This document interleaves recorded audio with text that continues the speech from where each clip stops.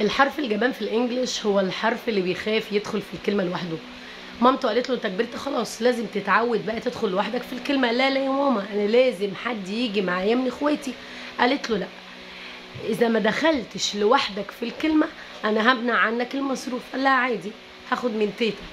طيب مش هخليك تخرج معايا، مش هفسحك. لا عادي برضو اخرج مع جده ومع بابا. قالت له خلاص انت اللي اخترت، انا همنع عنك التاب او الفون. لا لا يا ماما ما اقدرش، خلاص انا اعتمد على نفسي وادخل في الكلمه لوحدي. وراح الحرف الجبان ده لكل اخواته الحروف وطلب منهم ان هم يجوا معاه علشان هو خواف ومش قادر. قالوا له لا، احنا مش بنحب الحروف الجبانه، مش هنيجي معاك ومش هنساعدك، لازم تعتمد على نفسك. والحرف ده هو حرف الكيو. فضل حرف الكيو يعيط وقعد تحت شجره، وكل الحروف مشيت وسابته الا حرف واحد بس.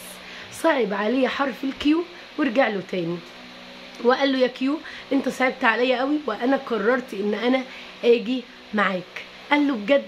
الحرف الحنين ده كان حرف اليو.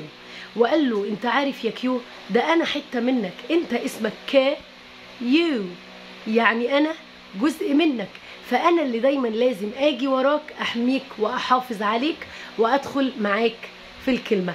واتعهدوا من ساعتها ان هم يكونوا اصدقاء وما يسيبوش بعض ابدا. ومن كتر فرحتهم هما الاثنين بصداقتهم مسكوا ايدين بعض ومشوا يقولوا كواه كواه كواه، زي كلمه كوين، كواز، كويت، كويت، كوارتر. فكروني انتوا بقى بكلمات تانية برضو فيها كيو جايين مع بعض. طب هل معنى كده يا مس رانيا ان انا دايما هلاقي الكيو وراها يو في الانجليش؟ اكيد طبعا ده اللي هيحصل.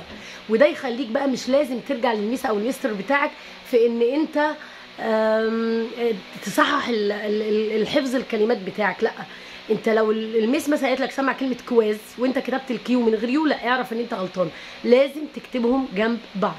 اوكي طيب انا ممكن الاقي كلمه فيها كيو وما وراهاش يو، وارد، بس في الحاله دي هتكون الكلمه دي اصلا مش انجليزيه. زي كلمه قطر مثلا كده، هي قطر دي اصلا دوله عربيه، فاحنا بنكتب كيو وما بنكتبش وراها يو. ليه؟ لان هي اصلا مش كلمه اجنبيه، ده هي كلمه عربيه مكتوبه بحروف اجنبيه. زي رانيا كده، انا ده اسم عربي لكن احنا بنكتبه بحروف انجليزيه RANIA.